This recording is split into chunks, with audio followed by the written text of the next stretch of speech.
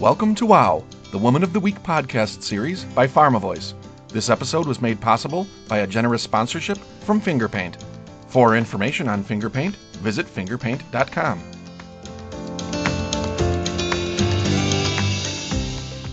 In this episode, Taryn Grome, editor-in-chief of PharmaVOICE magazine, meets with Colleen Carter, chief marketing officer, FingerPaint.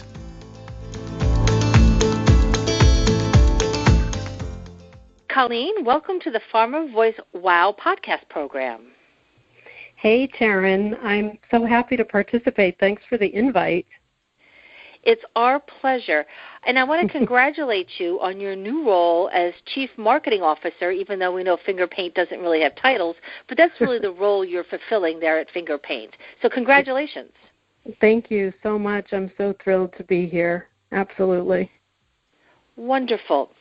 Colleen, I know that you are a seasoned advertising executive and you've spent a great part of your career working with clients. I'd love to know what makes for a great client-agency relationship. I actually think the same elements apply to the client-agency relationship as it would to relationships with those we care about. Honesty, trust, respect, communication. I think about relationships and the responsibility that comes from them. We need to care about our clients. We need to care about these brands truly as much as our clients do. And when we make promises, we need to be prepared to deliver on them. Ultimately, our efforts affect our clients' successes. Their careers, their reputations can sometimes be affected by what we deliver or don't deliver. And at the end of the day, we have to remember why we're doing all of this in the first place, to get life-saving medicine into the hands of those who need it. So the strength of the relationships that we build with our clients and the work that comes out of those relationships help us do just that. Fantastic. You know, there are some who say that the agency is really the steward of the brand because on the client side, sometimes the marketing people come in and out. But it's really when there's that trusted relationship that the agency acts as the true steward. Is that a fair statement, even today? I think it is. I think it is. Sometimes, our clients move on, and hopefully we've worked with them to set the market on behalf of the brand and then launch the brand into the market. And there's a lot of history there and knowledge there that should be leveraged as the brand goes through its life cycle. So I do think that a key role is to be the steward of the brand. That Great. Makes a lot of sense. Great. What are some of the biggest trends you're witnessing today in terms of innovation, media channels, and the overall healthcare advertising business? I think in a way it ties back to what we were just talking about, building relationships. We're in the business of reaching customers and connecting in relevant and meaningful ways. And today's customers want and frankly expect to get content, information right when they're ready for it. So we can't and we shouldn't expect that simply putting content up on our website will shift mindsets and behaviors and build deep, sustaining relationships. One size doesn't fit all. And so as marketers, we use data-driven platforms like Shift at FingerPaint to turn huge amounts of what is confusing and most oftentimes complex data into information that allows for more efficient and effective means to engage with customers in ways that are more personalized, more responsive, so that those relationships can be built on the thing that is the most important to the customer. And data helps us understand just what that might be. Wonderful. We can't turn around twice without bumping into something that's AI related or machine learning related. How is that impacting what you all do at the agency? Sometimes you feel like you just can't read enough or study enough, or there's always something new. I personally love learning and love to see what's happening out there, but it can be overwhelming. It goes back to truly understanding the client. So machine learning and AI provides us with data that we might not have to be able to intercept a customer or anticipate a need or a desire and be able to be there with the right message at the right time. versus just putting things out there and hoping it sticks. It goes back to truly understanding customers on a personal level. You talked a lot about what healthcare advertising can do for careers and for bringing life-saving medicines to patients. What else about what you do as a professional really excites you?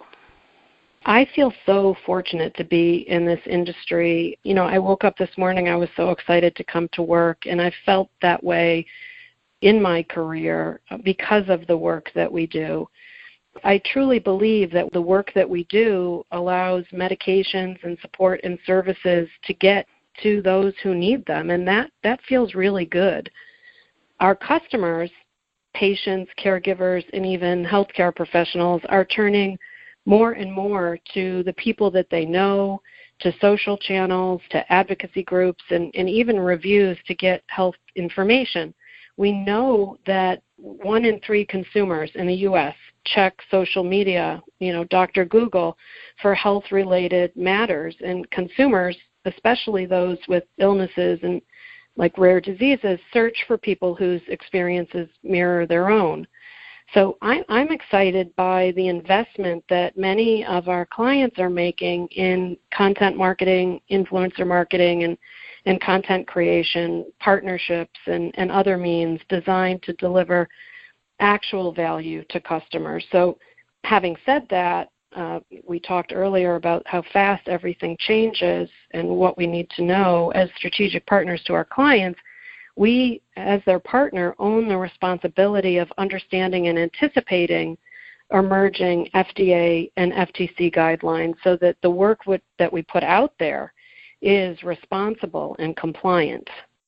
Those are the two big sticking points always, right? Responsible and compliant. And it is a struggle to keep track and keep up with the FTC and with the FDA regulations. So, again, it goes back to being that steward of the brand. Yeah, it goes back to relationships and being honest and authentic and transparent. So it's understanding the guidelines, but also wanting to do the right thing. And in what other industry is that more important than the industry that we're in? So it's complex, and there is a lot to know, and it's tough to keep up. But our clients depend on us to do that. And of course, anything that we put out there, we want it to be perfect. We want it to be responsible, compliant, and we want it to have value. And so there's a lot of different thought processes that need to go into creating that. Throughout your career, I'm sure you've had many memorable moments. Can you share one such wow moment with us? Something that really kind of turned your trajectory of your career? Yeah, I love that, a wow moment. I love that question. There's so many, but I will never forget this moment. Earlier on in my career, I was selected to attend an executive leadership program at Babson. It was fantastic. It was a great week, and there were probably 100 people there, and we were learning all about marketing and all through case studies, and it was fantastic. In one of the courses, one of our professors asked us to think about all the people on our path that taught us what we needed to know to be the leaders that we were today, or that inspired us to be a leader, to grow into. It could be bosses, it could be old bosses, new bosses, colleagues, teachers, family members. I remember I had my grandmother on there. We were asked to put their names on a flip chart and then present back to the class what we had learned from each of them, from every single person on that flip chart. It was really fascinating to hear other people's stories about how connections and relationships had impacted them. It was a really wonderful course. But the thing that was most memorable and that has stuck with me is after everyone had presented, she asked us to consider our own lives. And then she asked us how many flip charts would have our name on them.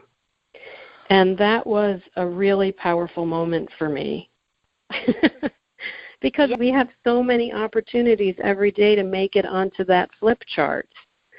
And so I think about that often in small ways and big ways. That was a wow moment, that we don't get to where we are by ourselves alone. There are many people along the path that got us there, and so, I want to make it onto those flip charts. I was that kid that always liked the star on the refrigerator. So for me, yes. the flip chart is my star, and so that was a wow moment. Oh, thanks so much. That's a great inspirational story. Thank you so much for sharing that with us. I think everybody should aspire to be on a flip chart. Exactly. Now just to switch, channels here for a second. Okay. You serve as a board member for the Medical Advertising Hall of Fame. I had the honor of attending this year's event this month, and two women for the first time, which I couldn't believe, Charlene Prunis and Carol DeSantis, were inducted into MAHF. I just was struck that this was such a significant milestone. Did you all on the board think that this was a milestone? Well, it was a milestone, and it was fabulous, and it was a long time coming. I was there, too, and what a wonderful evening. I was so proud of both of them and for what they have accomplished in their careers. But, what inspired me the most was how each of them talked about all of the women in their lives that supported them on their journey, kind of going back to the flip chart. So, we are so much stronger together and so much smarter together and so much better together. And and listening to them and thinking about my career and how critical it is to have role models like them and mentors along the way, because both of these women and many more have made a difference in my career over the years. So what I'm hoping for is that because of them and because of the efforts of organizations like the HBA, that more women search out mentors, either in the workplace or through groups like the HBA, and that more women raise their hands to be mentors. I imagine that we'll see more women inducted into MAHF as we continue to build each other up. It's time for that. I just love the fact that we're publicly talking about working together and helping one another. It was a great evening. I couldn't agree with you more, and I do hope that this is the beginning of a trend where we do see more women and more women being inducted, because there are so many worthy candidates out there. So kudos to you all for recognizing that this was something that needed to happen and making it happen. So congratulations. Thank you. I think it's a congratulations for all of us. Agreed. You are one of the leading women in the healthcare advertising industry. It's kind of tough to think about it, but how do you gauge success for yourself? And then how do you celebrate those successes? That's such a great question. I have twins who left for college this year, and so I'm an empty nester, and I have been thinking about for a couple of years before they left, oh my goodness, what am I going to do? How is my life going to be different? They, for so long, as a mom, they were my focus as I, also as my career progressed. But I started thinking about purpose about 4 years ago. I guess it aligned in preparation with Lyle and Sam leaving. And I thought to myself, how am I going to have a more purposeful life? And I really took a while. I thought about it. I journaled about it, and I made a commitment about it, because I think success for me is about having a purposeful life with meaning. But I need to define that. I was really deliberate and thoughtful about that. And it's ironic because at FingerPaint we have these 3 core pillars that speak to the work that we do. But I think they extend into the lives that we lead. The first is what I'm doing paint by number. The second is, can I see the difference this will make? And the third is it worth my signature? The questions guide everything that we do at FingerPaint, but I arrived here and I said, well, wait a minute, these answers, they also guide my life. So the answers to these questions would define success for me. It's about, am I thinking differently? Am I making a difference in the people in my life, in the lives of those I serve, in the people that I know and people that I don't know? Am I proud of the work that I'm doing? So proud that I want to put my signature on it. Those are the things that define success for me today. It isn't just success in a career. I think it's success in life.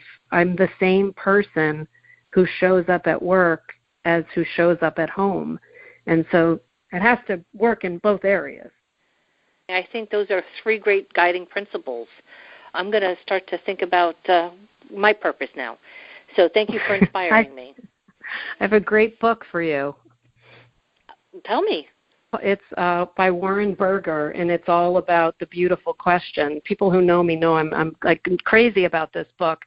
I think I've probably purchased at least 40 of them and handed them out. And it started me on this purposeful journey life because it's a book about creativity and how you can't solve a problem if you haven't defined the right problem. You might be coming up with an answers to the wrong question. So it's about interrogating the question. And it is about creativity and how to brainstorm differently and how to interrogate a question. But part of the book at the end, Warren Berger asked, what is your question? What is the question for you? And my question became, how do I live a more purposeful life? And that began this journey of making it thoughtful and making it deliberate and writing it down. One of the things that I do every year, November, December, is put together a job design of sorts. And it is a commitment that I make to myself about what do I want to accomplish in my career, and what are some things that I want to accomplish in my personal life. One year it was, take violin lessons. Another year it was learn French. I can't tell you that I was successful in either one of those, but I tried. And the reason that I think it's important to write it down is because it makes it real. And I think if I can't keep a promise to myself, then how can I possibly keep promises to the people that I love and care about? How to live a more purposeful life was my question. And I spend time and energy making sure that I do that today. It's great advice, and as soon as we're done, I'm going on Amazon. I'm going to do one click. So finally, what's the one piece of advice you would give to your younger self if you could go back in time? Oh, gosh, my younger self. Make the life that you want. Do work that you want with people that you respect, with people whose values you share, and as importantly, with people that you can learn from. Don't waste one day wondering what if. It just takes one brave step. So I would tell her to be brave. I would tell her to just dive right in and to do it one step at a time, and that all will be well. That's awesome. Colleen, I can't thank you enough for sharing some time with us today for our WOW podcast program. This was wonderful. Thank you. It was a blast. Thank you for listening to this episode of WOW, the Woman of the Week podcast series. And thanks again to Fingerpaint for sponsoring this program. For more information on Fingerpaint, please visit fingerpaint.com. We also encourage you to listen to additional episodes at pharmavoice.com/wow. This 2019 program is copyrighted by PharmaLinks, LLC.